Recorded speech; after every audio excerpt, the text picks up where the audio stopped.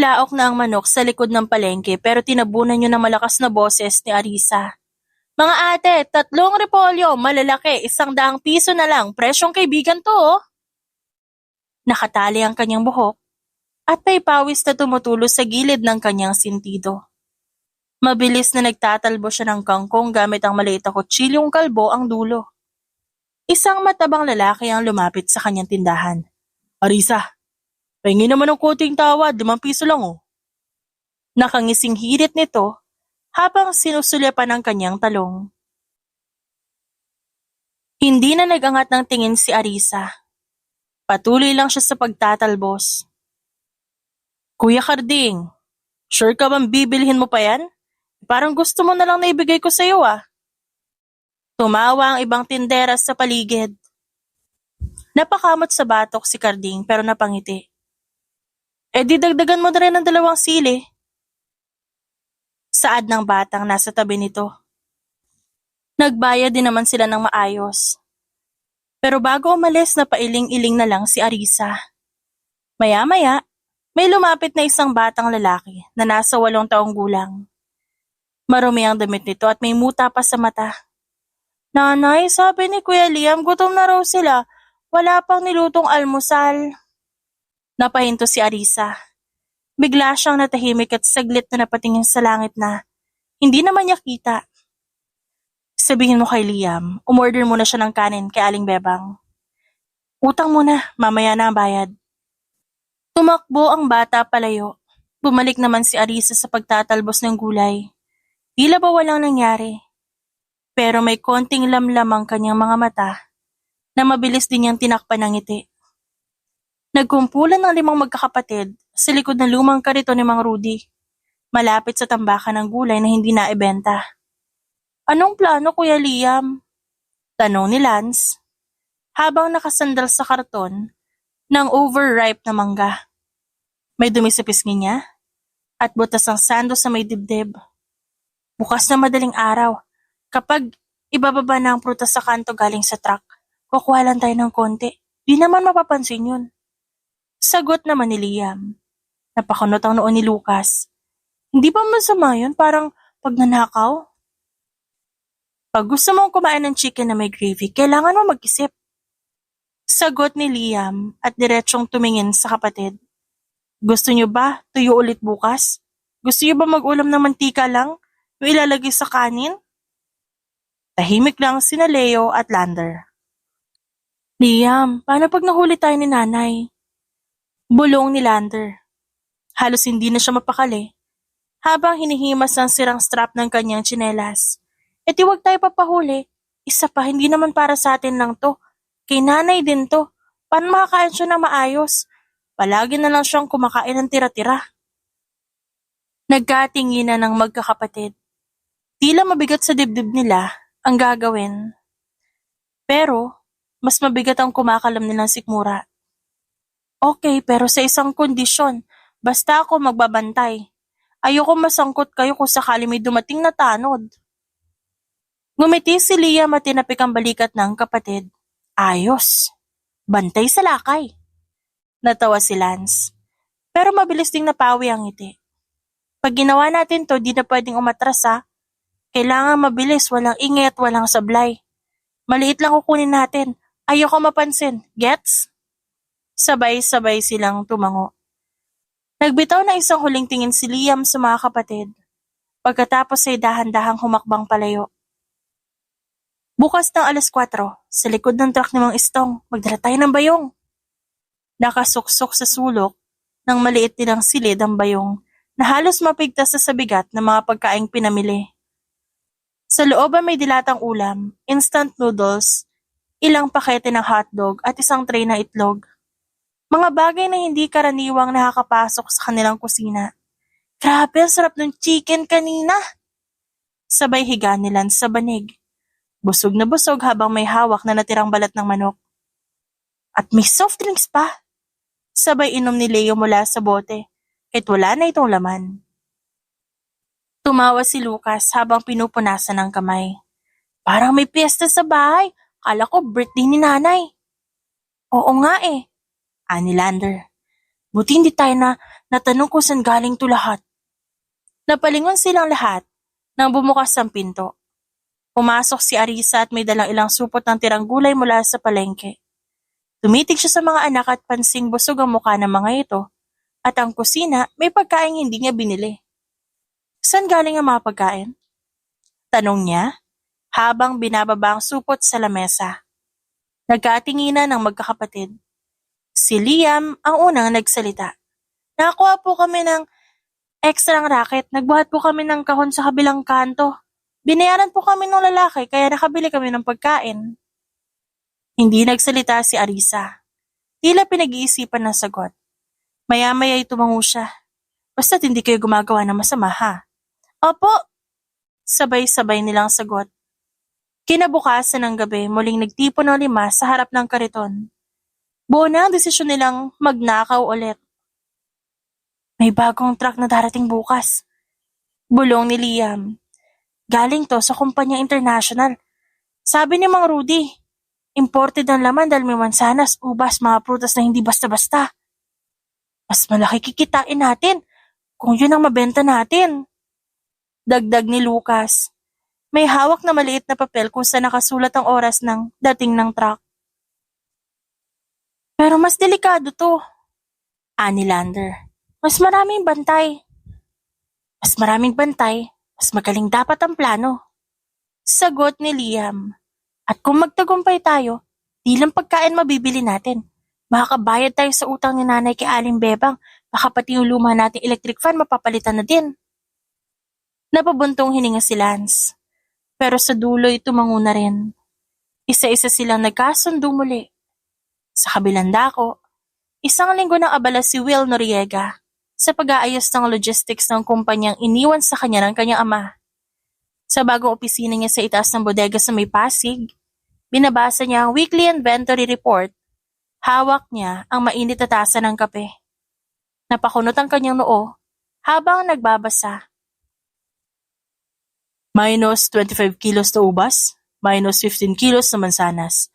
Tapos ngayon, kulang din ang rambutan at peras. Tumayo siya at lumapit sa whiteboard na may marker. Bilang na bilang doon ang dami ng deliveries kada araw. Bawat palengke, bawat truck. Straight na to sa 1 linggo Hindi to error lang sa encoding. Pumasok ang assistant niyang si Miko. Sir Will, ito po yung mga daily manifest ng delivery team natin sa May Bunga Palengke. May discrepancy na na-deliver at na-invoice. Tinignan ni Will ang papel. Ito na naman. Kapareho ng problema last week. Truck ni Mang Estong, di ba? Opo, sir. Tumango si Will at mahigpit ang pagkakakapit sa dokumento. Ayusin mo yung schedule. Bukas pupunta ako mismo sa palengke. Gusto ko makita ang unloading. Ako na ang magbabantay. Noted po, sir. Samantala, sa may maliit na bahay ni na Arisa, busy-busy ang magkakapatid sa pag-aayos ng kita mula sa kanilang side business. Ay, ang dami nating benta Tignan mo itong kinita natin ngayon. 1,300. Ani Lance, habang pinapatong sa lamesa ang buo at malutong na perang papel. Makakabili na tayo ng bagong sapatos. Dagdag ni Lucas, sabay sukat ng iniambag na perang balak ipambili ng rubber shoes. Teka lang, baka mapansin na to ni nanay. Baka magtanong siya kung saan natin kinukuha ang pera. Sabihin na lang natin na tumutulong tayo kay Mang Rudy na mag-ayos ng kariton tuwing madaling araw. Hindi siya magdududa basta consistent tayo sa kwento. Sagot ni Liam. Huwag lang kayo mag-iiwan ng prutas sa bag ha. Pabirong sabi ni Leo habang umunguya ng imported na mansanas. Maaga pa lang nasa palengke na si Will. Pinagmamasdan niya ang pagdating ng truck ni Mang Estong habang nagpapanggap lamang na isa sa mga bagong tauhan. Sir Will, di po gumagana yung CCTV natin sa area ng parking. Luma na raw ang wiring, sumabog kagabi. Napamura si Will sa isip. Perfect timing Alitan niyo agad. Gusto ko ng bagong unit bukas, dapat HD na. At may motion detection. Hindi ako titigil hanggat di ko nalalaman kung sino kumukuha ng prutas natin. Madiing utos niya. Tumango si Miko at agad na umalis para mag-asikaso. Maya-maya lang lumapit si Mang Estong at binati si Will. Sir, nandito na po yung mga order para sa may bunga market. Good. Ako na magbabantay sa unloading ngayon. Ako rin na magbibilang. Samantala, sa kabilang sulok ng palengke, nakasilip sa pagitan ng sako ng sibuyas ang 5 magkakapatid. Si Liam ang nasa unahan, siya ang may hawak na maliit na flashlight. Sure ka bang ito na yung truck? Tanong ni Lucas. Ninenervyos na. Oo yan. Yan yung truck ni Mang Istong. Pareho ng logo oh. At ayun oh, si matandang checker nakasombrero. Wala ba si nanay dyan? Tanong ni Lance habang nakaluhod sa likod ng kariton. Wala. Pero yung imabantay ngayon. Mas bata, parang bago. Sagot ni Leo at sinusubukang silipin si Will mula sa malayo. Bilis lang tayo ah. Pag nasimulan na nila ilabas ang mga kahon, pasok agad tayo sa kabilang gilid. Habang abala sa paglalabas ng kahon ng mga prutas sa mga tauhan ni Will, mabilis na kumilos ang quintuplets. Pumasok sila sa likod at sa loob ng ilang segundo, nakaakyat sina Liam at Lucas para kumuha ng 2 supot ng ubas at isang plastik ng mansanas.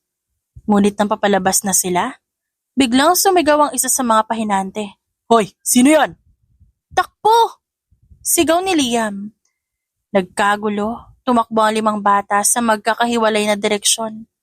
Halos mahulog si Landers sa kahon ng sayote. Si Lance naman muntik nang mahuli ng isang tauhan ni Will, pero mabilis siyang nakapuslit sa ilalim ng kariton. Tumakbo si Will palapit, ngunit huli na, wala na ang mga bata. Damn it! Bulalas niya. Sir, nakita ko. Mga batang lalaki, 5 sila. Mga wala pang 12 ang edad. Ana ang isang lalaki, habang nakikipaghabulan ng hininga. Bukas, ayoko na ng kahit anong palusot. Ilagay ang bagong CCTV dito mismo sa harap ng truck. At magsimula na rin kayo maglista kung sino-sino mga lumalapit sa unloading area. Utos ni Will. Sa kabilang dulo ng palengke, nagtatago sa ilalim ng lumang tolda ang quintuplets. Akala ko yari na tayo. Bulong ni Lance habang nanginginig pa ang tuhod. Hindi tayo pwedeng magkamali ulit. Sagot ni Liam sa seryosong muka. Bukas mag-iiba ang plano. Eksaktong 4:00 ng madaling araw, bumalik na naman ang quintuplet sa likod ng delivery truck. Ngayong gabi, mas maingat sila. Okay, si Lucas at Lander ang lookout. Si Lance at Leo sa kanan ng truck. Ako ang kukuha. Bulong ni Liam, habang nakaabang sa sulok at nakatalukbong ng lumang jacket. Nagsimula na silang gumalaw at halos di marinig ang hakbang. Umikot si Liam sa likod ng truck, habang ang mga tauhan nag-aayos ng kahon. Sa tingin nila, ligtas ang oras na yun tulad ng dati. Ang hindi nila alam, may bagong CCTV camera na nakatutok mismo sa kanila at real-time itong pinapanood ni Will mula sa opisina sa itaas. Sa monitor sa harap ni Will, malinaw na malinaw ang imahe ng 5 batang lalaki na pasimpleng lumalapit sa truck. Pinapanood niya kung paano kumilos ang bawat isa, kung gaano kasanay at kahinog ang kilos para sa mga bata. Ngunit may isang detalye ang nagpahinto sa kanyang pag-inom ng kape. Sa pag-ikot ni Liam, bahagyang umangat ang buhok nito. Doon niya nakita ang isang maliit na birthmark sa likod ng kanang tenga, na isang malahugis buwang na marka na pamilyar sa kanya. Napakunot ang noo ni Will. Nilapitan niya ang screen at pinindot ang zoom. Doon niya nakita ng mas malinaw ang birthmark na eksaktong-eksakto sa birthmark na meron siya at meron din ang kanyang ama at maging ang lolo niya sa Spain. Hindi pwedeng nagkataon lang to. Imbes na sumugod na tawagin ng mga tanod, pinanood niya lang ang buong nangyari. Mas naintriga siya. Sino ang mga batang ito? At bakit meron silang marka ng lahing Noriega? Habang unti-unti nang umaalis ang quintuplets, matapos makuha ang ilang supot na imported na prutas, nakatingin pa rin si Will sa screen. May connection sila sa akin. Bulong niya, habang dahan-dahang inilapag ang tasa sa lamesa. Hindi niya alam kung paano, pero ang kutob niya, isa sa kanila posibleng dugo niya. Muling hinayaan ni Will na makalapit ang mga bata sa delivery truck kinabukasan. Imbes na magdagdag ng gwardya o magsara ng access sa unloading area, pinanood niya lang ito mula sa monitor at sinadyang hindi sabihan ng mga tauhan. Gusto niyang makita pa ang ginagawa ng mga ito at higit sa lahat gusto niyang makatiyak. Sa CCTV footage, isa-isa niyang pinagmasdan ang bawat bata habang kumikilos. Unang nakita niya si Liam, ang leader ng grupo. Sa pag-abot nito ng kahon ng ubas, muling lumitaw ang birthmark sa likod ng tengan na hugis kalahating buwan. Sunod ay si Lance, na dumaos do sa gilid ng truck at bahagyang nagtaas ng damit para ayusin ang bayong. Sa may tagiliran nito lumitaw ang isa pang birthmark, hugis kampanilya. Sumunod si Lucas, nakayuko habang hinihila ang plastik ng mansanas mula sa ilalim ng tray. Sa batok nito, nakita ni Will ang isa na namang pamilyar na marka, hugis bituin. Napakunot ang noon ni Will. Napalapit siya sa screen. Nang sumilip si Lander mula sa likod ng kariton, lumitaw sa kaliwang braso nito ang maliit na marka. Animoy pahabang guhit na para bang gasgas. Ngunit kapareho ng kay Will nung bata siya. At si Leo, ang pinakabunso. Nadapa pa ito habang papalayo at napapaangat ang lelay ng shorts. Doon sa likod ng tuhod nito, may maliit na birthmark na isang bilog na tila itim na tinta. Lahat sila may marka ng lahing Noriega. Quintuplets. Mahina at puno ng gulat na sabi ni Will. Napasandal siya sa kanyang upuan.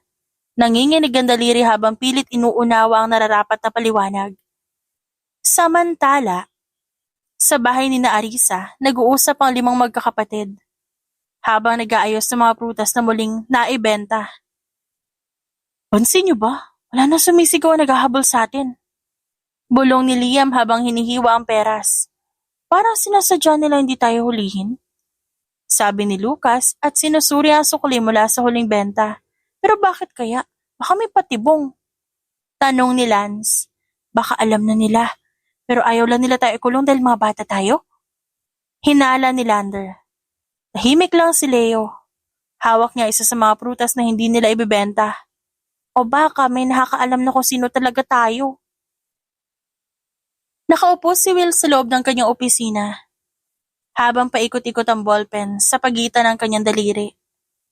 Sa harap ng mesa, nakapatong ang isang sealed envelope na may label mula sa isang private DNA testing center. Pinikit niya ang mga mata bago marahang binuksan ng sobre. Isa-isa niyang binasa ang resulta. Match found. Paternal link. 99.99%. Hindi siya agad nakagalaw. Lahat sila? Lahat? 5? Makalipas ng 2 araw, nasa palengke si Will bitbit ang sample ng prutas na gusto niya ipasama sa bagong order. Nais niya sanang personal na makausap ang mga tindera para makuha ang pulso ng merkado. Sir, dito po yung section ng local vendor. Turo sa kanya ng isang tauhan. Pagdating niya doon, napatingin siya sa isang babae sa dulo ng hanay ng mga tindera. Nakasuot ito ng simpleng blusa, may bitbit na kutsilyo at dahon ng mustasa. Pawisan pero maaliwalas sa muka habang nakikipagtawaran sa isang suki. Napatingin dito si Will, may kung anong kuryente ang dumaan sa dibdib niya. Siya. Mahinang sambit niya. Arisa! Tawag na isang tindera. Napalingon ng babae at ngumiti. Sabay turo ng paninda niya sa customer. Napahawak sa papel si Will na nasa bulsa ng kanyang jacket. Gusto niya lapitan. Gusto niya itanong kung ang babae ba ang ina ng mga bata, ngunit wala siyang lakas. Liam! Umalingaw-ngaw ang boses ni Arisa sa loob ng bahay. Habang hawak-hawak ang isang supot ng prutas, mga mansanas, ubas, at imported na peras na hindi niya kayang bilhin sa laki ng presyo. Lumabas si Liam mula sa kusina, kasunod ni na Lucas, Lance, Leo at Lander. Nagkatinginan sila, para bang alam na nila kung saan patungo ang usapan. Saan niyo kinuha to? May nagsabi sa palengke na may mga batang pasimpleng kumukuha ng prutas sa truck tuwing madaling araw. Natahimik ang 5. Si Lance ang una na payoko. Isang beses lang po yun, Nay. Sagot ni Liam sa mababang tinig. Pasensya na po, gutom na po kami. Tsaka akala namin walang mawawala kung konting katas yung kukunin namin. Anong klaseng rason yun, Liam? Hindi ako nagturo ng ganon. Kahit wala tayong pera, Kahit nagtitindala ako ng gulay, hindi tayo magdanakaw. Alam po namin, Nay. Singit ni Leo. Kaya nga po hindi na kami umulit. Tumango si Lucas. Hindi na po namin ginawa ulit. Nakukonsensya na po kami para ang bigat sa dibdib. Naintindihan ko ang gutom, mga anak. Pero mas mahirap ang kahihiyan kapag nahuli tayo. At kayo, ano sasabihin ng mga tao? Ano sasabihin niyo sa sarili niyo? Malumanay pero mabigat ang bawat salita ni Arisa. Tahimik ulit ang limang magkakapatid. Wala na pong kasunod, Nay. Pangako, tapos na yon. Huminga ng malalim si Arisa. Sa kadahan-dahang hinagod ang buhok ni Liam. Hindi niya kaya ipagtabuyan ng mga anak niya. Lalo't alam niyang ginawa nila ito sa panahong wala siyang maibigay. Okay, pero mula ngayon, harapin niyo ang problema. Huwag tatakasan. Sabihin niyo sa akin kung nagugutom kayo. Hindi ko yan ikakagalit. Isa pa, yung truck na yon baka hindi na lang kayo basta pinapalampas. Baka may nakakaalam na. Napatingin si Liam sa kapatid. Paeng po. Pakilala ni Will habang nakangiti. Suot ang kupas na sombrero at maalikabok na sando. May dala siyang walis tingting at daspan, habang nakikipag-usap kay Aling Bebang sa gilid ng palengke. Ikaw yung bagong volunteer na tagalinis. Ako, buti ka pa, napakasipag mo. Yung iba, isang araw lang, tapos nawawala na. Ngumiti lang si Will. Naghahanap lang po ako ng trabahong tahimik. Tsaka gusto ko rin po makatulong kahit papano. Mula sa di kalayuan, tanaw niya si Arisa na nagtatanggal ng damong nakadikit sa kangkong. Sa tabi nito ay naglalaro ang 5 bata. Yung babae po yun, siya ba si Arisa? Tanong ni Will kunwari walang alam. Oo, siya yun. Masipag yan. Kahit may 5 anak na lalaki, hindi tinatamad. Lahat din yun, magagaling tumulong sa kanya, pero nako, napakatigas ng ulo minsan. 5 po ang anak niya? Magkakapatid lahat? Oo, 5, quintuplets. Sabay-sabay lumabas. Pare-pareho edad. Diyos ko, milagro yun. Wala nga siyang kinukwento kung sino ang ama, pero hindi na rin kami nagtatanong, hinayaan na namin. Tumango lang si Will. Kumislot ang pangahabang pinagmamasdan ng babae. Ngayon, sigurado na siya na si Arisa ang ina ng 5 bata.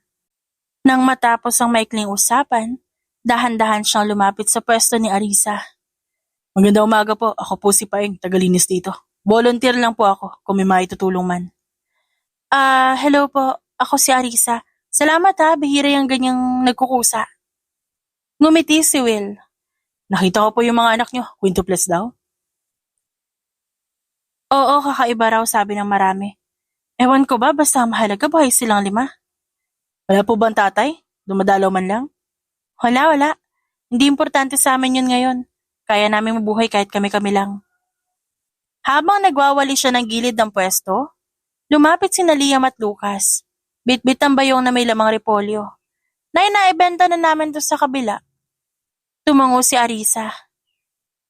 Oh, wag niyong iiwan yung sukli ha. Napatingin si Will kay Liam at sa muling pagkakataon na silayan niya ang birthmark sa likod ng tenga ng bata.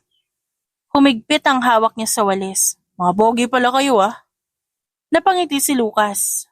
Siyempre, mana sa nanay. Tumawa si Will ng bahagya. Mana rin sa tatay siguro. Nagkatingin na magkapatid pero hindi na nila alam at sineryoso ang sinabi nito. Ano ba meron sa palengke, sir? Ito na ang pang 5 beses na tinanong si Will ng kanyang assistant na si Miko. Pero gaya ng dati, isang tipid ng ngiti lang ang sagot niya. Hindi niya maipaliwanag ngayon. May tinitignan lang ang problema sa distribusyon. Sabi niya habang nag-aayos ng files. Kahit ang totoo'y wala naman siyang binubuksan kundi ang CCTV footage na galing sa truck site. Lumipas ang ilang linggo, halos araw-araw na siyang naglilinis bilang si Paeng. Palaging nasa paligid siya kung saan ang pwesto ni Arisa. Hanggang isang araw habang nagkukumpuni ng sirang kariton sa gilid ng palengke, nakarinig siya ng usapan mula sa 2 matandang tindera. Naalala mo, yung iskandalo noon. Yung babae raw na sinadyang ipinasok sa isang party para akitin yung anak na may-ari ng Noriega Farms? Anang isa, habang nililinis ang labanos. Ay oo, yung mistisong lalaki na halos hindi makita sa Pilipinas tapos biglang nawala. May nagbayad daw sa babae. Pinsan daw mismo ang may pakana. Napahinto si Will sa pag-aayos. Tumigil ang martilyo sa kamay niya. Mukhang yun ang nanay ng mga batang yun si Arisa. Bago pa siya nauwi sa palengke, may matagal na kwento raw yan sa Maynila. Ang sabi, isang beses lang sila nagkita nung lalaki. Humigpit ang hawak ni Will sa kahoy. Hindi niya marinig ang huli ng sinabi dahil dumaan na isang tricycle pero sapat na ang narinig niya. Muling binuksan ni Will ang lumang email thread na halos dekada na mula na huli niyang tignan. Nandoon ang pangalan ng pinsan niyang si Vincent. Isang mensahe ang muling gumimbal sa kanya. Matitikman mo ang sakit ng pagtatraidor, Will. Alam mo bang hindi lang si Andrea ang nawala sa akin? Lahat ng meron ako, kinuha mo. Kaya yung babaeng yan, bayad yan para malaman ni Andrea na hindi ka naging loyal sa kanya. Napahawak si Will sa sentido. Ay, Arisa, si Paeng sinusundan ka na naman? Biro ni Aling Bebang habang iniaabot ang sukli sa isang suki. Araw-araw na lang yan dito sa tabi mo, baka may ibang intensyon na yan, ha? Napailing si Arisa, pero hindi niya napigilan mapangiti habang inaayos ang talbos ng kamote. Hay nako, tigilan niyo nga ho ako, nagvo-volunteer lang yun. Volunteer sa puso mo? Singit naman ni Aling Cora sabay tawa ng malakas. Tingnan mo nga yang si Paeng, kahit anong itapon mong trabaho, abay game na game. Kahapon lang, siya ang nagkumpuni ng sirang timbangan mo. Napalingon si Arisa sa likod kung saan naroon si Will. Suot ang paborito nitong kupas na sombrero, habang walis ng walis sa paligid ng pwesto niya. Kahit anong tago nito, hindi niya maikakailang mestizo ito. Malinis manamit kahit simple, laging maayos ang kilos. Hindi ko alam kung tagalinis talaga yan Bulong niya sa sarili, habang palihim na pinagmamasdan ng lalaki. Arisa. Tawag ni Will. Marahang iniabot ang bagong bitbit na kahon ng repolyo. Ito, naayos ko na yung pagkakapako sa kahon. Baka mabasag ang isa pa. Ay, salamat ha. Mahina niyang tugon. Pilit tinatago ang pamumula ng kanyang pisngi. Napansin niyo ni Will pero hindi siya nagsalita. Tumingin lang siya saglit kay Arisa. Sa mga sumunod na araw, naging natural ang lahat. Minsan, sabay sila nag-aalmusal ng lugaw sa gilid. Minsan, sabay sila nag-aayos ng paninda. Hindi man nila inaamin, pero may kakaibang aliwalas tuwing magkasama sila. Mukhang bagay kayo ni Paeng. Biro ni Lucas isang gabi habang naguhugas ng pinggan. Si nanay, ngumingiti kapag andyan yun. Mahimik ka nga dyan. Sabay palo ni Arisa sa braso ng anak. Tao lang yun na tumutulong at isa pa hindi ko siya kilala. Ngunit kahit ilang beses niyang sabihin sa sarili na hindi niya ito kilala, may bahagi ng puso niya ang nagsasabing pamilyar ang presensya nito. Nag-aayos ng paninda sa kanyang pwesto ang babae. Gaya ng kanyang nakagawian. Bit-bit ni Liam ang sako ng talong habang si Lucas at Lance naman nagbubuhat ng bayong ng kangkong. Arisa Santos. Napalingon siya sa dalawang barangay tanod na may kasamang staff mula sa opisina ng Market Administration. Kasunod nila isang babaeng taga City Hall na may bit-bit na dokumento. Yes po. Pinapadala po na opisina ni Mr. Vincent Noriega. May reklamong isinampalaban sa inyo kaugnay sa paulit-ulit na insidente ng pagnanakaw sa delivery truck ng Noriega Fruit Distribution. Napasinghap si Arisa. Ano ibig niyo sabihin? Kinakabahang tanong niya. May CCTV footage po ng 5 batang lalaking paulit-ulit na kinukunan ng produkto ang delivery truck. Ayon sa opisina ng Noriega, hindi raw nila alam ang pagkakakilanlan ng mga ito. Pero may mga palatandaang nagsasabing kayo ang ina. Napahawak si Arisa sa dibdib. Lumingon siya sa mga anak na ngayon ay natatakot at kinakabahan sa posibleng mangyari. Ma'am, pasensya na. Pero epektibo agad ang suspension sa pwesto mo sa palengke. Hanggat hindi nalilinis ang pangalan mo, bawal ka muna magbenta rito. Hindi totoo to.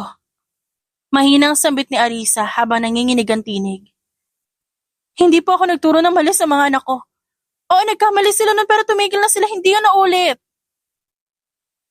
May reklamo na po, ma'am. Legal na hakbang po ang kasunod. Hindi na siya pinakinggan. Ang mga tindero sa paligid ay tahimik na lang. May ilang nagtangkang lumapit pero pinigilan agad ng tanod. Si Aling Bebang at Aling Cora na natiling nakatingin sa kanya at nahihirapan ding makialam. Samantala, sa loob ng opisina ng Noriega Farms, nagkakagulo ang mga empleyado. Sir Miko, hindi ba si Sir Willa may utos na huwag mo na magsampa ng kaso? Ba't bigla may nagreklamo? Tanong ng isang staff. Ewan ko rin. Ang sabi ni Sir Vincent kailangan daw protektahan ng reputasyon ng kumpanya. Akala ko ba may sariling investigasyon si Sir Will? Paano kung hindi siya nakakaalam nito? Bumagsak ang pinto na opisina ni Vincent sa sobrang lakas ng pagkakasara nito. Halos mabasag ang salamin ng frame at tulis sa mga mata ni Will habang naglalakad papasok. Tila hindi niya kayang pigilan ang galit na ilang araw nang kinikimkim. Anong ginawa mo? Mariing tanong ni Will. Ginawa ko lang ang dapat para protektahan ang pangalan ng kumpanya. Wala tayong lugar sa negosyo para sa drama, Will. Sagot ni Vincent habang nakangiti. Drama? Mga bata yun. Mga anak ko. At alam mong anak ko sila. Ba't mo sila sinaktan sa ganitong paraan? Napangisi si Vincent at tumayo mula sa kinauupuan. Alam ko. Wala pa naman alam ko kung sino nanay nila. Pero hindi mo kailangan malaman. Hindi mo rin sila kailangan makilala. Bakit? Singhal ni Will. Tingin mo ba? Makakalimutan ko na pinili ka ni Andrea at hindi ako? Ikaw ang pinaboran sa lahat. Ikaw ang tagapagmana, ako ang tinanggalan ng lugar dahil sa'yo. Humigpit ang kamao ni Will.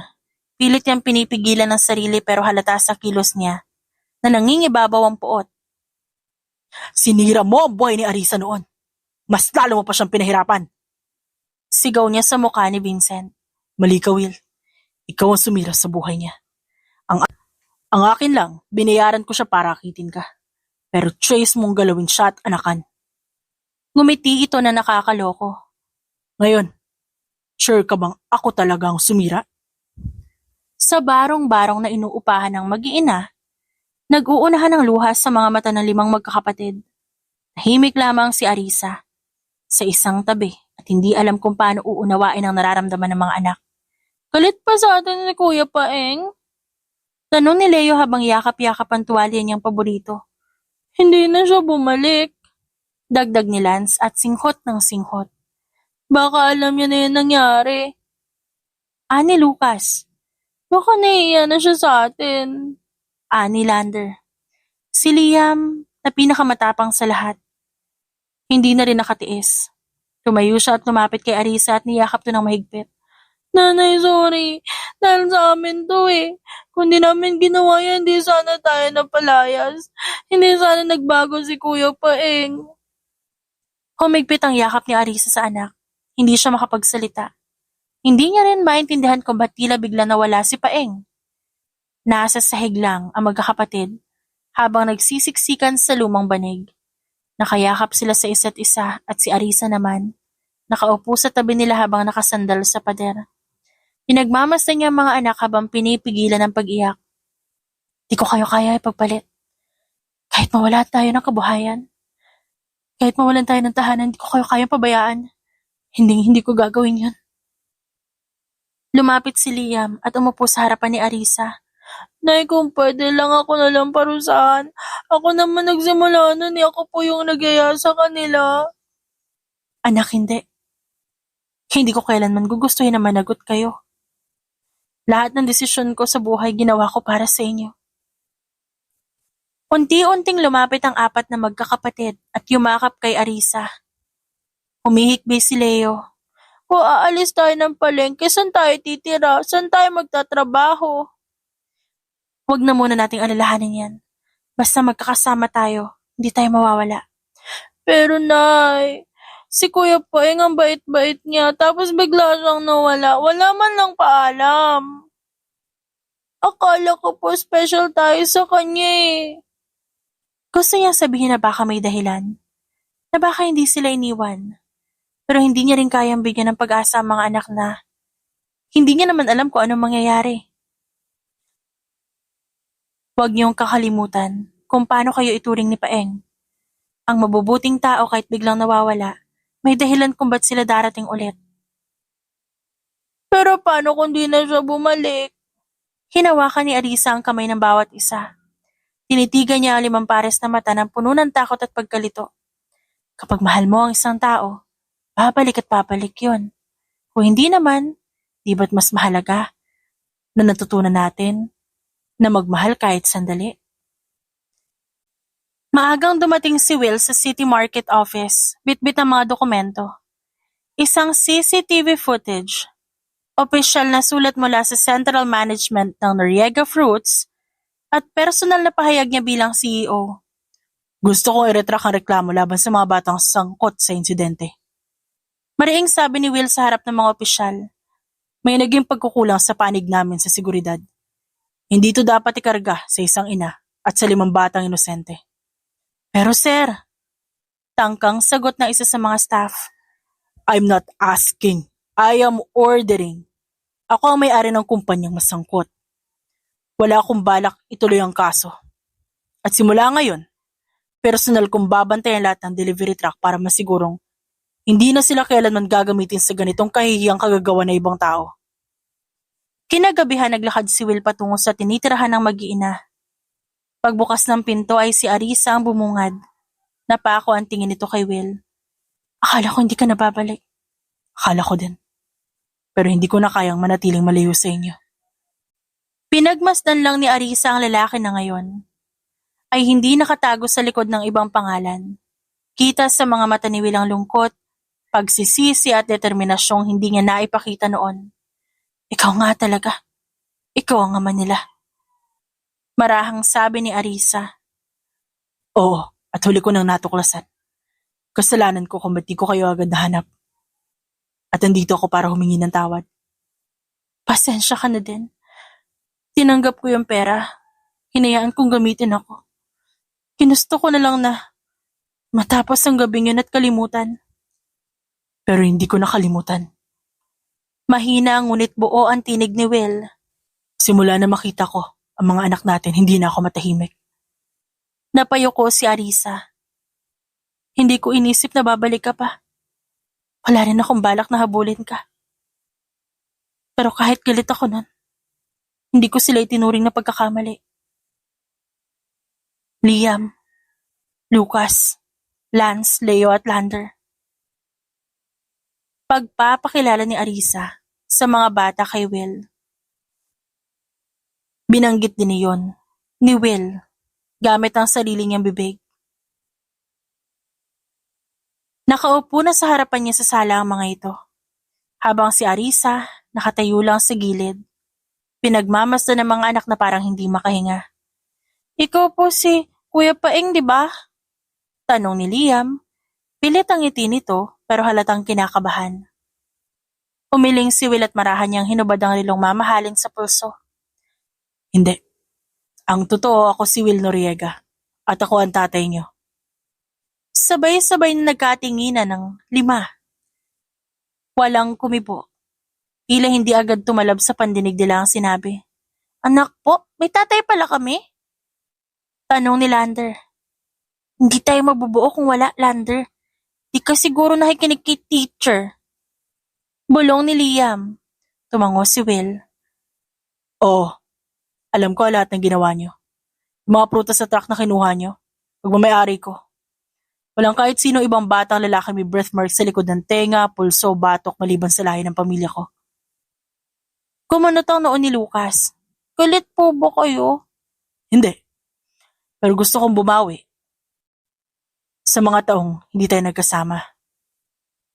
At kayo din, may dapat kayong bawiin. At kung gusto niyong bumawi sa akin, may isa akong kondisyon. Ano po yun gagawin namin? Napapatay yung saad ni Lance. Sumama kayo sa akin ngayon. At kahit ano makita niyo, huwag kayo tatanggi. Yan ang pagsubok ko. Makalipas ang 1 oras, nasa harap na sila ng isang malaking mall sa sentro ng syudad. Nakasunod lang kay Will ang 5 batang naglalakad at tila mga sundalong. Hindi alam kung sa gera ba sila pupunta o sa piitan. Sigurado po ba kayo dito? Tanong ni Leo habang nakatingala sa taas ng mall. Ngayon, pumili kayo ng kahit anong gusto nyo. Isang sapatos, damit, laruan. Kahit anong sa tingin nyong karapat-dapat sa inyo. Nagkatinginan ang 5 magkakapatid. Ba't niya po ito ginagawa? Tanong ni Liam at nahihiyang tumingin sa mga display ng bagong rubber shoes. Dahil gusto ko makita nyo ang sarili nyo sa ibang paraan bilang mga anak ko. Hindi na nila napigilang maging emosyonal. Nagsimulang pumatak ang luha ni Lucas. Si Lance kumapit sa braso ni Lander. Si Leo naman ay yumuko at pinunasan ang mata. Si Liam napilit pa ring naging matapang at lumapit kay Will. Pwede po ba kahit 2 piraso para sa nanay namin yung isa? Gawin mong 3 kung gusto mo. Sa loob ng food court ay nagmistulang mini fiesta ang lamesa nila. May pizza sa kaliwa, fried chicken sa kanan, halo-halo sa gitna, nag-iisang malalaking milk tea para sa bawat bata. Tuwang-tuwa ang mga ito. Grabe, first time ko makahawak ng straw na walang mantsa ng suka. Sabat ni Leo sabay nagtawanan silang 5. Si Will, nakaupo sa gitna. Malaki ang ngiti habang nakikinig sa kwentuhan ng mga ito. Okay lang po ba na tawagin namin kayong Papa? Natigilan ng 4 sa sinabi ni Liam, pero mas lalong natigilan si Will. Pero okay lang din po kung ayaw nyo, kuya na lang. Kuya? Tumaas ang kilay ni Will pero natatawa. Sa tingin mo mukha pa akong kuya. Hindi naman po kayo matanda, pero parang ang weird din kasi nang naisip namin kung tatawagin namin kayong Papa. Parang kahapon lang kasama namin kayo nagwawalis ng kalsada. Sabat ni Lucas. Oo nga, paano kung bossing na lang muna? Huwag naman bossing. Parang nagbabasketball. Bahala kayo kung anong gusto niyo itawag sa akin. Ang importante, kasama ko kayo. Tumingin sa kanya si Liam. Kayo po, hindi ba kayo nahihirapan na kami agad-agad yung dumating sa buhay niyo? Huminga ng malalim si Will. Ang una, akala ko kaya kong huwag kayong pansinin at hanapin. Pero nung nakita ko na kayo, parang may piraso sa akin na biglang nabuo. Hindi ko kayo kayang hindi kilalanin. Kung sakaling gusto na po namin kayong tawaging Papa, okay lang po ba kahit di sabay-sabay? Walang problema. Kahit isa-isang taon pa hihintayin ko yan. Nagkakagulo na sa palengke dahil sa chismis na umuugong simula pa lang ng umaga. Uy, si Arisa bumalik na raw sa palengke. Talaga? Naku, kailangan malaman ko kung ano milagro ang nangyari sa babaeng iyon. Paglapit ng mga usisera sa dating pwesto ni Arisa, nanlaki ang mata nila. Hindi na ito barong-barong. May bubong na yero at may sariling ilaw, bagong timbangan at ang pinakamatindi. May signage pa. Ha? May brand name na? Bulalas ni Aling Bebang habang kumakain ng turon. Tapos, yan na ba si Arisa? Pero ang bumungad sa pwesto ay hindi si Arisa. Isa itong matangkad na babaeng naka-uniforme pa. Magandang umaga po. Presyong bagsak pero kalidad ang taas. Bati nito habang inaayos na naka-plastic na letsugas. Teka, nasaan si Arisa? Ma'am Arisa po. Hindi na po siya magtitinda dito. Ako po yung assigned. Siya po yung may-ari. Nagkatingin na ng mga tindera. May narinig pa silang tiling mula sa likod ng palengke. Uy, tignan niyo yung mga anak niya. Ang puporma. Dumating ang quintuplets na pawang nakapolo shirt, bagong sapatos, at bitbit pa ang kanilang backpacks. Parang mga estudyante ng exclusive school na sumaglit lang sa Divisoria. Baka nakabingwit ng foreigner itong si Arisa. Saad ni Aling Cora. Sa may gilid ng palengke, nakaupo si Arisa sa isang bangkito. May hawak siyang pamaypay habang pinapanood ng mga anak na tumutulong sa bagong tindera. Lumapit si Will, bitbit ang 2 mainit na taho. Ang dami na agad chismis. Sabi ni Arisa habang tumatawa. Sabi nung isa, baka raw may sugar daddy na ako. Yung isa naman baka raw may tinatago akong foreigner sa bahay. Bakit di mo sabihin ng totoo? Tanong ni Will at inabot ang taho. Na ikaw ang sugar daddy? Biro ni Arisa at sabay tawa. Di na kailangan, hayaan mo manghula sila. Mas masarap manahimik. Napangiti si Will. Tama ka. At kung may hula silang totoo, may swerte naman nila. Nagtagpo ang kanilang mga mata. Sabay silang napailing at natawa. Mula sa malayo, nagsigawan ulit ang mga tindera. Hoy, si Arisa baka kinakasal na yung sa susunod, sige. Dapat bantayan natin yan. Habang abala ang mga tao sa palengke sa pag-uusisa kung sino ang tunay na mister ni Arisa, isang hindi inaasahang bisita ang dumating. Isang itim na SUV ang huminto sa harap ng stall ni Arisa. Bumaba mula rito ang isang matandang babae na elegante. May perlas sa tenga at hawak na baston. May kasamang 2 bodyguards. Excuse me, magalang na sabi ng tindera habang tinatabihan si Arisa. May bisita po kayo.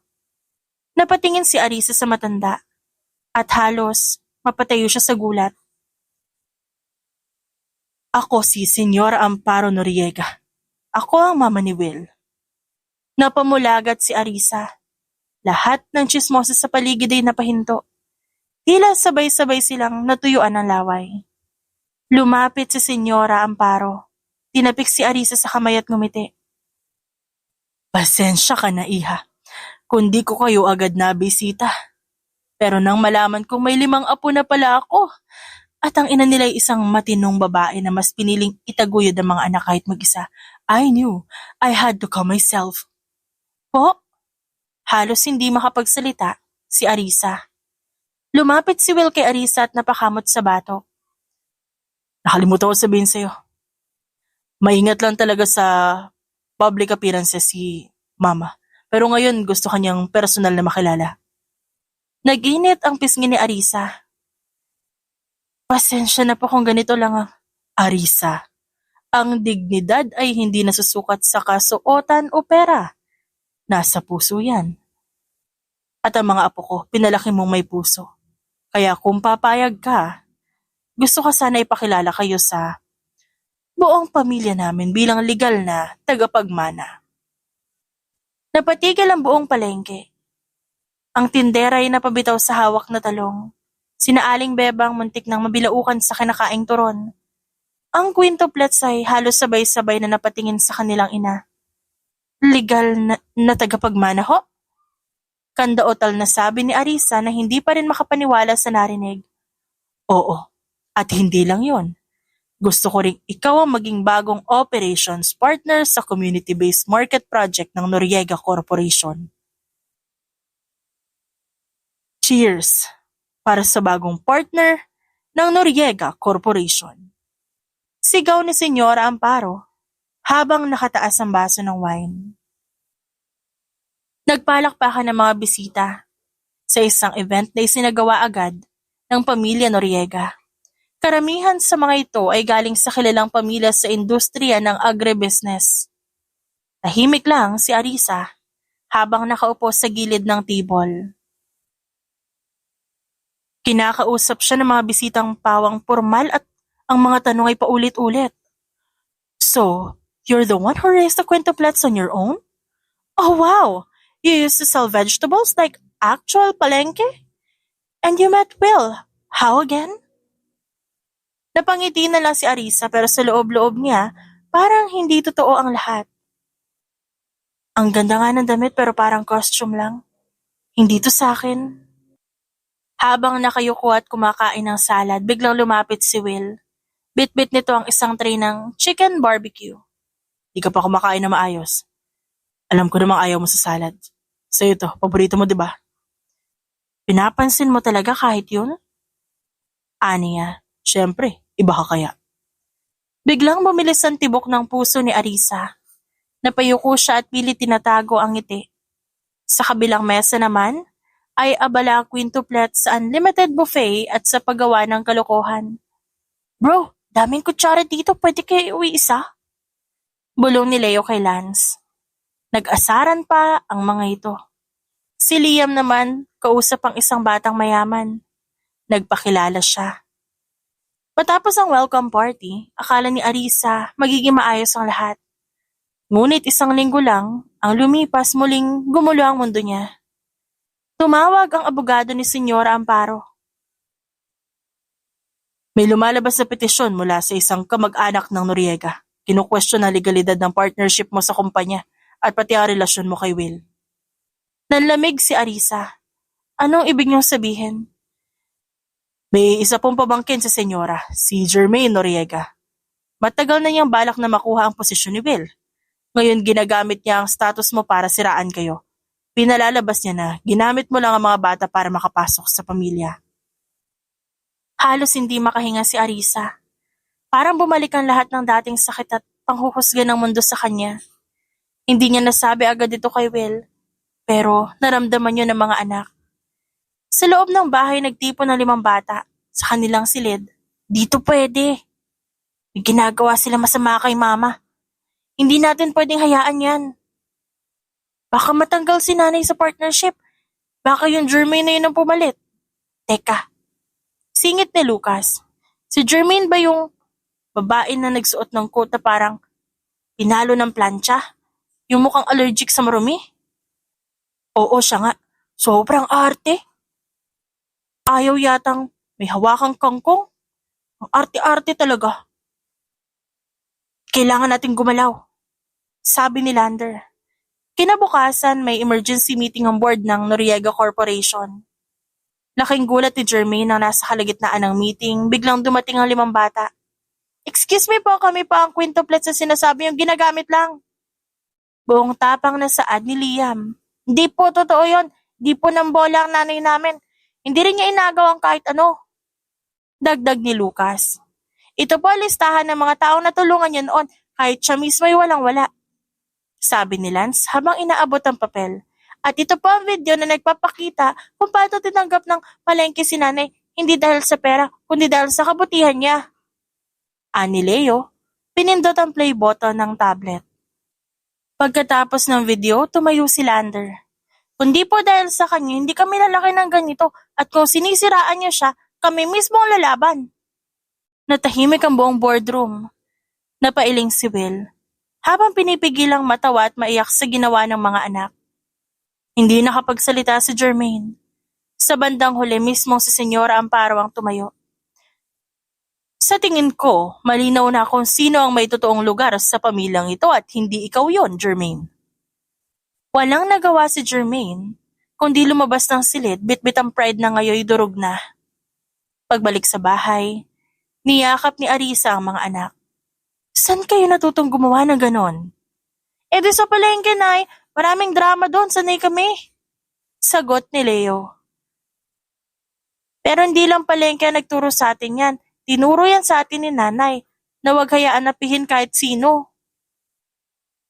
Lumapit si Will at niyakap si Arisa mula sa likod. At ngayon, wala nang hadlang sa atin. Gabing malamig pero hindi yun naramdam ni Arisa habang nakaupo sila ni Will sa isang bench sa garden ng mga Noriega. Tahimik lang silang dalawa habang nakatingala sa mga bituin. Pareho lang ang kanilang iniisip pero wala pa rin gustong magsimulang magsalita. Tumikhim si Arisa sa kabumuntong hininga. Si Andrea, siya yung girlfriend mo nun, diba? Bahagyang tumigil si Will at kita ang pagkabigla sa muka. Yes, she was. Sagot niya sa mababang boses. Paano kayo nagkahiwalay? Hindi agad sumagot si Will. Vincent happened. Kasi, sabi niya noon may atraso ako sa kanya. Noong gabing binayaran ako, sinabihan niya na ako na kung di ko gagawin yon, patatalsikin niya ako sa pwesto ko sa palengke. Wala na kasi akong kita noon, kaya, Arisa. Putol ni Will at hinawakan niya magkabilang palad nito. Maya-maya, napadpad ang kamay nito sa balikat ni Arisa. Matagal nang gustong kunin ni Vincent lahat na meron ako, even Andrea. Pinag-aaway niya kami. At ang huli ko nalaman siya yung dahilan kung ba't nagkalayo kami. Pati ba yung ginawa niya sa akin? Alam mo na? Tumango si Will, kaya nga ako nandito. Nandito ako para ayusin lahat ng nasira. Lalo na yung sakit na Hindi mo dapat pinasan mag-isa. Sa opisina ng Noriega Corp, habang inaasikaso ni Will ang mga papeles ay pumasok si Vincent. Long time no see. Sarkastikong bungad nito. Napatingin si Arisa kay Vincent na nasa loob din. Ano ginagawa mo dito? I came to congratulate you. You finally found your family. Saad nito. Magaling kang pumili ah. Simulat sa pool pala gusto mo na mapasayo lahat, kahit ang babae.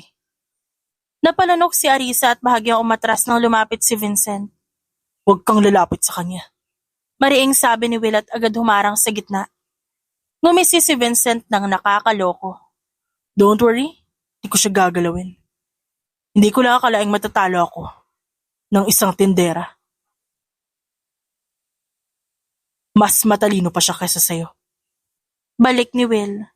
At kung lalapit ka pa ulit sa pamilya ko, I swear, hindi lang shares ng kumpanyang mawawala sa'yo.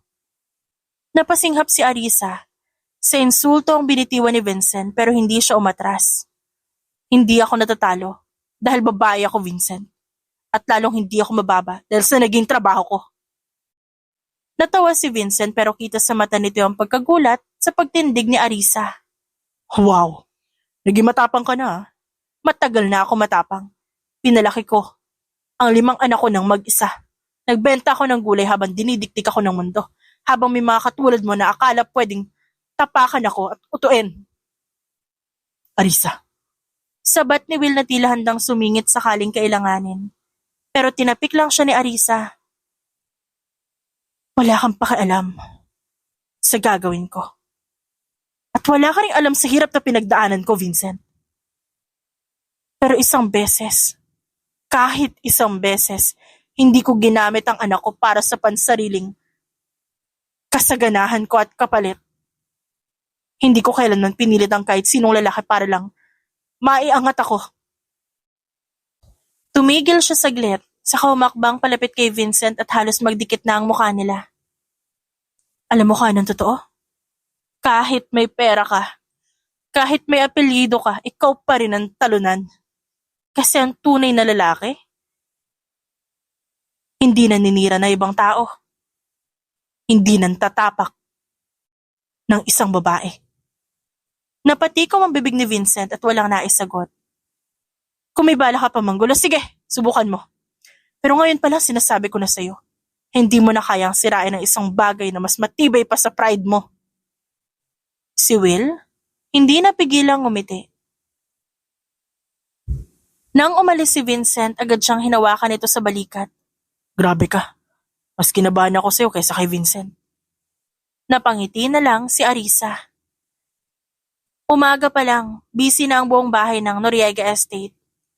Tahimik lang si Arisa habang nakaupo sa kusina. Hawak niya ang ultrasound result at iniikot ang tasa ng tsokolate sa mesa. Malalim ang buntong hininga niya dahil sa isa na namang malaking plot twist sa buhay niya. Pumasok si Will na naka-boxers lang at naka-hoodie. Bitbit ang 2 mangkok ng champurado. Morning baby, my forever queen of gulay. Champurado para sa'yo at kay baby. Napatingin si Arisa sa lalaki. Kailan pa naging plural ang kinakausap mo? Simula nang lumabas ang ultrasound. Diba? Galing mo, Arisa. Parang gumagawa lang ng kakanin. May pang-6 na tayong batch. Ngunit bago pa siya makaupo, biglang bumukas ang pinto ng kusina. Anak ng mangga! Sigaw ni Senyora Amparo. Napahinto si Will, tumayo si Arisa sa gulat. Tumigil din ang 6 na kutsarang hawak ng quintuplets na nagtutulungan sa paggawa ng pancake sa kabilang mesa. Ikaw, Will Noriega. Ma, good morning po. Sabay ngising aso ni Will. Kape po? Kape? Akala mo malulunok ko ang kape pagkatapos ng balitang yan? Hindi pa kayo kasal? May baby na kayo ulit? Manaman. Sabat ni Will pero hindi siya hinayaan ng kanyang ina na makapagsalita. Bumaling ito kay Arisa at ngumiti. Pasensya na po. Sasabihin din po sana namin sa inyo eh. At ikaw, Arisa, hindi ikaw may kasalanan. Si Will ang may atraso. Siya ang lalaki. Dapat alam niya ang tamang proseso. Grabe ma, parang ginawa ko lang siyang breeder. Eh kung anong tawag mo sa lalaking marunong gumawa ng bata pero hindi pa marunong magpakasal? Tahimik pa rin ang quintuplets, pero hindi rin nakatiis si Liam. Lola, baka naman may plano si Papa na hindi lang niya nasabi agad. Sumang-ayon naman ang iba nitong kapatid. Napaluhod si Will sa harap ni Senyora Amparo, hawak ang dalawang kamay nito. Ma, may plano po talaga ako. May singsing na po ako. Pinaplano ko pang andalin si Arisa sa vineyard sa Tagaytay para doon mag-propose. May fireworks pa sana kaso kayo. Nauna pa sa fireworks. Napailing na lang si Senyora, pero may bahid ng ngiti sa labi. Next time, Will, huwag kang magpapakyut. Ang babae hindi hinuhulaan ng halaga. Pinaparamdam yan agad. Isang linggo matapos ang intimate garden wedding ni Will at Arisa, naging opisyal na sila mag-asawa. Lalo namang naging busy ang kanilang buhay. Pero kahit abala sa negosyo, hindi pa rin nakakaligtas ang pamilya sa bagong kaabang-abang na pangyayari. Sa isang welcome party para sa bagong investor ng kumpanya, ipinakilala ni Will ang anak ng business partner niya Hapon, na isang modern Filipina-Japanese teen na bagong lipat sa Pilipinas. Maikli ang buhok nito, matangkad, mataray ang tindig pero ang astig kumilos. Boys, sabi ni Will sa mga anak niyang nakaayos na parang pupunta ng prom. This is Hikari Yamada. Anak siya ni Mr. Kenji, ang partner natin sa distribution sa Japan. Sabay-sabay na napalunok ang quintuplets. Pati si Liam na laging chill biglang tumuwid ng pagkakatayo. Mabilis pang umayos ng buhok si Lucas. Si Leo naman hindi na umalis sa salamin. Si Lance napawaw at si Lander naman tinago ang bubblegum niya sa ilalim ng mesa. At sabay-sabay na bumati ang mga ito. Tuwang-tuwa naman ang mag-asawa dahil sa ginagawa ng kanilang anak na tila nagbago ng mood dahil sa babaeng dumating. Ang kaso kahit anong pagpapapogi nila doon, hindi sila pinansin. Gumisi si Will sa di kalayuan. Lesson number 1 boys, hindi sa dami na offer na sasukat ang galing nyo. Minsan mas kailangan yung manahimik na lang. Sabay-sabay silang napabuntong hininga. Paring sabay-sabay ring nadurog ang puso ng 5 Noriega boys, habang si Hikari naman, kalmadong nakaupo lang sa gilid. Hanggang sa dumating ang pagkakataon na pinag-aagawan na ng magkakapatid ang kanilang bagong kapatid na ipinanganak ni Arisa. Maya-maya sa pagitan ng kaguluhan, biglang pumasok si Will at may hawak na cellphone. Ano na namang kaguluhan to? Tanong niya habang kunot ang noo. At biglang sabay-sabay na itinuro ng magkakapatid ang isa't isa. Napailing na lang si Will at napabuntong hininga. Mga anak, isa lang ang baby, hindi to paligsahan. At lalong hindi to pasikatan kung sino pinaka-cute. Biglang humakbang si Liam at naglabas na isang papel mula sa likod ng bulsa. May ginawa po akong rotation chart, ako mismo nagsulat. Sumabay si Lucas at naglabas ng tablet. Ako din, may ginawa akong smart nursery scheduling app. Nakasync sa iCloud. May alarm pa para sa feeding, palit diaper, lullaby time, at picture taking. Ngunit habang abala sila sa pagpapaliwanag isa-isa, biglang suminga ng malakas si baby girl mula sa crib. Nagkatinginan ang magkakapatid. Suminghot si Lance at napaturo. Uy, may nanalo. May diaper na kailangan palitan. Nagkagulo na ang 5 at nagunahan patakbo palayo sa crib. Ayaw ng mga ito. Kahit na, nung una sila naman na nagpapabibo na gustong mag-alaga sa kanilang kapatid. Iniwan nila si Will na natatawa lang habang kinarga si baby. Nilapitan sila ni Arisa at maingat na inalalaya ng mag-ama. 1 taon matapos ang kanilang kasal, naging tahimik pero masaya ang buhay na tinahak ng kanilang pamilya. Naging official supplier si Arisa ng organic produce sa mga luxury groceries. May sarili na siyang processing hub na pinatayo ni Will. Samantala, ang quintuplets ay naging brand ambassadors ng kanilang produkto kahit hindi ito sinasadya. Isang viral video kasi ng 5 magkakapatid na nagtutulungan magbuhat ng sako ng patatas, habang nagtatalo kung sinong pinakagwapo at nagpasikat sa negosyo. Nagka-love team pa ang 5 online, pero hindi sila pinayagan ni Will na sumali sa mga kung anumang reality show. Sa isang special dinner para sa anniversary ng kasal nila, naglatag ng sorpresang video ang mga bata. Compilation ito ng selfie nila kasama si Arisa at sabay sabing, "Salamat nanay, kasi kahit madumi ang paa namin, inakyat mo pa rin kami sa langit ng pagmamahal mo." Tumulo ang luha ni Arisa sabay sampal sa braso ni Will. "Ikaw may pakana nito, no?" "Actually, sila may idea. Ako lang taga-edit." Napangiti si Arisa habang pinupunasan ng luhang dumadaloy sa kanyang pisngi. Hindi niya inaasahang magugulat siya ng ganoon sa gitna ng simple pero espesyal nilang anniversary dinner. Nagpasalamat siya sa kanyang mga anak. Labis-labis ang pasasalamat ni Arisa dahil ibinigay sa kanya ng may kapal ang 5 batang ito. Nagpapasalamat din siya na natagpuan niya na ang taong magmamahal sa kanya. Taong magtataas sa kanya sa tuwing paminsan-minsang ibinababa niya ang sarili. Nagpapasalamat siya dahil natagpuan siya ni Will. Kung wala ito, hindi niya alam kung anong mangyayari sa kanila ngayon. Ngunit ang pinakamahalaga sa kanya ay ang isang pamilyang magkakasama. Pamilyang nagmamahalan, pamilyang marunong magpatawad, at marunong magsimula ulit kung kinakailangan. Kahit gaano kagulo ang buhay, basta't may tiwala at pagmamahal, lahat ng sugat sa nakaraan ay kayang paghilumin. The end.